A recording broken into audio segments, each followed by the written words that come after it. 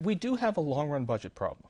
So, starting point is to acknowledge that there is a problem, that if you ask about the state of the U.S. public finances 15 years from now, under current policy, it looks pretty grim. So something will have to be done.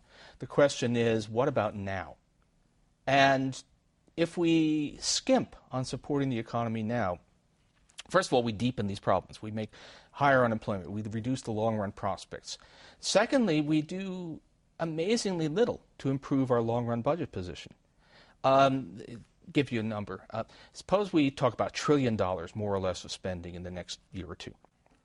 $1 trillion, the U.S. government can currently borrow, if it issues inflation-indexed bonds, it can currently borrow at an interest rate of about 1.7%. So $1 trillion of spending is going to add to future interest costs only $17 billion a year, with a $2.5 trillion federal revenue base. It's not going to make a significant difference, but it could make all the difference in the world to the state of the economy in the near term.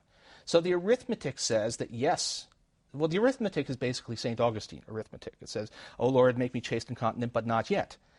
Yes, let's have serious fiscal adjustment, but not until the economy has recovered.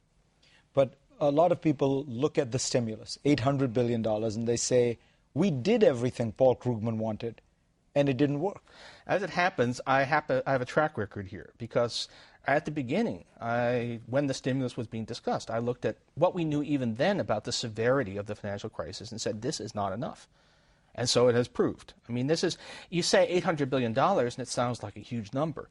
You say that even on the administration's own forecast, at its peak, it would only produce unemployment that was around 1.5 percentage points lower than it would otherwise have been in a world in which it was fairly predictable we were going to see a large rise in unemployment.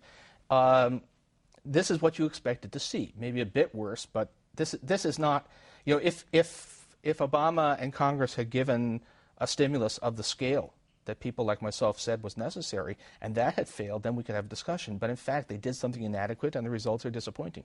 But when you look around, you don't see federal dollars at work. Is that a reasonable criticism? I mean, people compare it to the 30s, and they say, where did all the stimulus money go? We don't see the WPA-type projects. We don't see massive new infrastructure. We spent, at the end of the day, it's still a large number. I know you would have preferred 1.2, 1.3 trillion, but $800 billion is a lot of money. And where did it go? Why did it not have an effect? Well, first of all, a third of it was tax cuts, which we didn't think was going to be very, in principle, was not going to be very effective because they would be largely saved.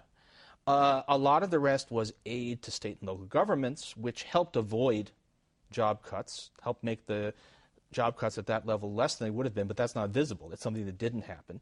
Unemployment benefits, again, it's invisible, although it's made a huge difference to a lot of people, and the fact that they're running out is going to be a huge problem. And they did not do enough. There was not a whole lot of stimulus of actual infrastructure. Some of that is coming online now, finally.